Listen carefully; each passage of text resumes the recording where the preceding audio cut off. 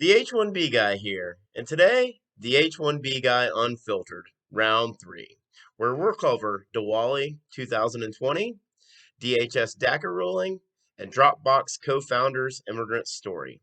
But before we get started, I'd like to ask you, if you haven't already, to please subscribe to the H1B Guy channel here on YouTube. It helps me to produce more content like this for you. I also wanted to mention the H1B Guy offers a variety of consulting services. If I can provide you peace of mind by helping you bridge the gap between your employer and your immigration attorney, please reach out. I'd love to hear how I can help. It's been a while since I've posted the H1B Guy Unfiltered, and I definitely want to do at least one of these once a month going forward. I hope everyone had a happy Diwali this past Saturday as I was celebrating my nephew's birthday, and we ate a bunch of cake and ice cream. As I said on Twitter, from my family to yours, we wish you joy, happiness, and prosperity.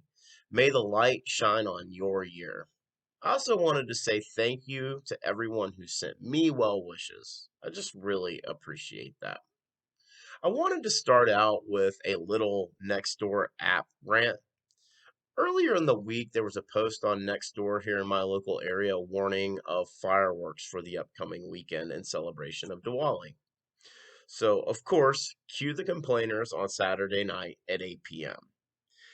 There's literally 3 or 4 days out of 365 that we can shoot off fireworks without judgment. Yet, here we are with the comments on Nextdoor. I had no idea that Costco sold Diwali specific fireworks. I'm gonna have to pick those up next year. Thanks to at S386ER1 on Twitter for the pro tip. Give him a follow, please. I wanted to discuss two very interesting articles that came out Friday for the last 2 points here on the Unfiltered Round 3. The first one is a judicial ruling from the U.S. District Court in Brooklyn, New York. This article was originally posted over the weekend and updated yesterday. I'm going to use Camilo Montoyo Galvez's article titled Chad Wolf Did Not Have Authority to Restrict DACA Program, Federal Judge Rules. Quote, Judge Nicholas Garafas of the U.S. District Court in Brooklyn found that Wolf was not lawfully serving as acting Secretary of the Department of Homeland Security, DHS, when he issued a memo limiting the protections of more than 640,000 current Deferred Action for Childhood Arrivals, DACA beneficiaries, and indefinitely closing the program to new applicants. Garafas said he found Wolf's appointment to be unlawful because it violated the Homeland Security Act of 2002.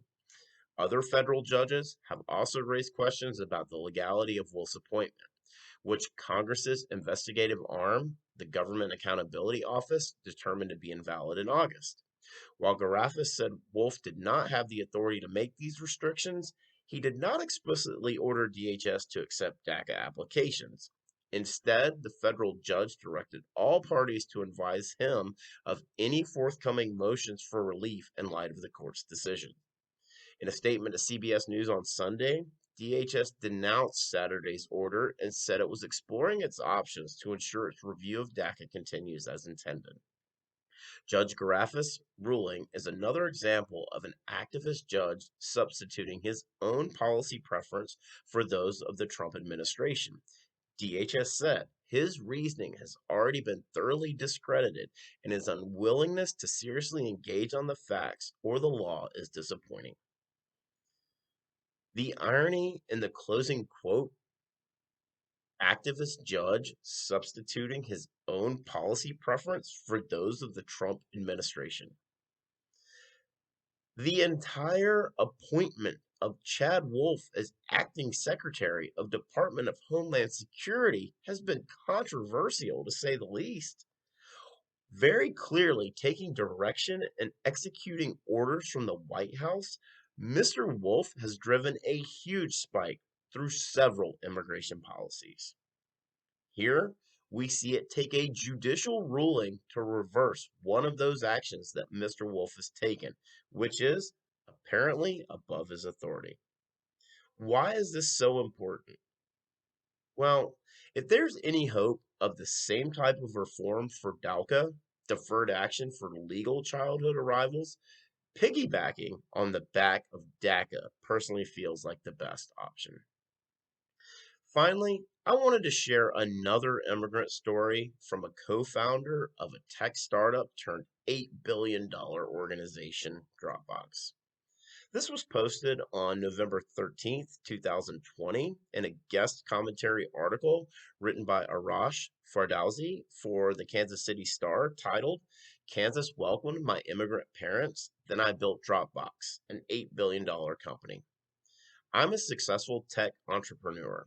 Dropbox, the company I co founded in 2007, has over 600 million users, 2,300 employees, and 1.7 billion in revenue. But my story has its roots in Kansas. I grew up in Overland Park, the son of an Iranian immigrant whose community never once doubted our allegiance or faith in America. The current administration's anti immigrant policies have held back our economy and threatened to erode the generous, tolerant spirit that defined our state and nation. It's been like death by a thousand paper cuts. Little by little, people around the world have begun to wonder whether America is still a land of freedom and opportunity for everyone. And little by little, young Americans from immigrant families have started questioning whether they truly belong. Like many immigrants, my parents expected me to study hard. They also encouraged my interest in technology. When I was 9, they ordered parts and let me build a computer on my own. I got a scholarship to the Massachusetts Institute of Technology, where I met Drew Houston, who is now Dropbox's CEO. Together, we turned our two-person project into a public company worth over 8 billion today. I've been blessed with success, but my story isn't unique. According to New American Economy, 44% of Fortune 500 companies, including iconic American brands such as Apple, Costco, and General Electric, were founded by immigrants or their children. Collectively, those companies employ 13.7 million people and have revenues of 6.3 trillion, over twice the gross domestic product of the United Kingdom. Even now, the outgoing Trump administration is seeking to dismantle the visa system for international students and making it far harder to hire skilled workers. That robs us of the talented young people we need to grow our economy and shuts down crucial opportunities for innovation. I'm incredibly fortunate that Kansas welcomed my family. Feeling fully American and feeling that others saw me as American gave me the courage to pursue my dreams and the confidence I needed to start Dropbox and create thousands of jobs. But right now, regardless of our personal politics, we have a chance to come together, reject racism, and reaffirm our commitment to build a brighter and more tolerant future. I want future generations of immigrant families to get the same opportunity so that they can build bright futures here and lift us up all along the way.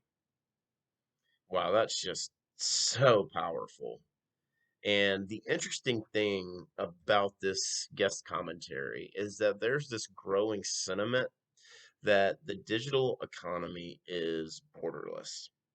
So that sentiment begs the question, is human capital borderless? If human capital is borderless, what does that mean for the future of U.S. immigration? I've discussed the war we're currently fighting for human capital. Is this growing sentiment true? Well, if it is, how do we battle and how do we win? I find myself squarely in the innovation and advancement corner. To my surprise, there are those that don't want another Google or Amazon to be created here in the US. Think Grizzle from Parks and Recreations. As I've said recently, Costco and Amazon are definitely weaknesses. And my grandfather was a GE lifer, and I'm a company stockholder. Legal immigration paved the way for their creation. We cannot continue to limit or narrow legal immigration, even if the digital borders are being blurred. What do you guys think about this concept of the digital economy being borderless? Do you think human capital is also borderless? Leave me comments down below. I'm curious what your thoughts are. For the full post on the H1B Guy Unfiltered Round 3, please check out the h1bguy.com. If you haven't already, please like this video, please subscribe to the H1B Guy channel here on YouTube, and click the bell for notifications so that you're notified anytime a new post goes up here on this channel. If you've made it this far, I just want to say thank you for your support. I just really appreciate it. The H1B Guy, your global source for all things H1B.